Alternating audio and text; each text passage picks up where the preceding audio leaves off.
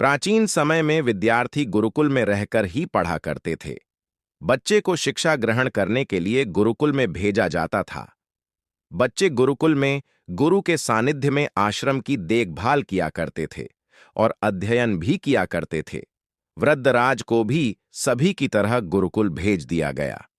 वहां आश्रम में अपने साथियों के साथ घुलने मिलने लगा, लेकिन वह पढ़ने में बहुत ही कमजोर था।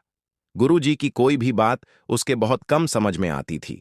इस कारण सभी के बीच वह उपहास का कारण बनता है। उसके सारे साथी अगली कक्षा में चले गए, लेकिन वो आगे नहीं बढ़ पाया। गुरुजी जी ने भी आखिर हार मानकर उसे बोला, बेटा वृद्धराज, मैंने सारे प्रयास करके देख लिए हैं।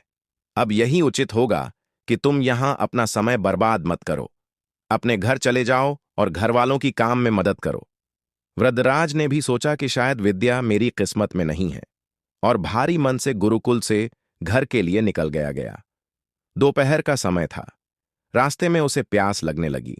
इधर उधर देखने पर उसने पाया कि थोड़ी दूर पर ही कुछ महिलाएं कुएं से पानी भर रही थीं। वह कुएं के पास गया। वहां पत्थरों पर रस्सी के आने जाने से निशान बने हुए थे, तो उसने महिलाओं से पूछा, यह निशान आपने कैसे बनाए? तो एक महिला ने जवाब दिया, बेटे, यह निशान हमने नहीं बनाए। यह तो पानी खींचते समय इस कोमल रस्सी के बार बार आने जाने से ठोस पत्थर पर भी ऐसे निशान बन गए हैं। वृद्धराज सोच में पड़ गया। उसने विचार किया कि जब एक कोमल से रस्सी के बार बार आने जाने से एक ठोस पत्थर पर गहरे निशान बन सकते हैं, तो निरंतर अभ्यास से मैं विद्या ग्रहण क्यों नहीं कर सकता? वृद्धराज ढेर सारे उत्साह के साथ वापस गुरुकुल आया और अथक कड़ी मेहनत की। गुरुजी ने भी खुश होकर भरपूर सहयोग किया। कुछ ही सालों बाद यही मंदबुद्धि बालक वृद्धराज आगे चलकर संस्कृत व्याकरण का महान विद्वान बना, जिसने लघु सिद्धांत कौमुदी, मध्य सिद्धांत कौमुदी, सार सिद्धांत कौमुदी, गीर्वाण पद मंजरी की रचना की। दोस्तों, हम अगर अभ्यास करें तो सब कम हो सकते हैं। वैसे अभ्यास की शक्ति का तो कहना ही क्या है, यह आपके हर सपने को पूरा करेगी। अभ्यास बहुत जरूरी है, चाहे वो खेल में हो या पढ़ाई में या किसी और चीज में। बिना अभ्यास के आप सफल नहीं हो सकते हो।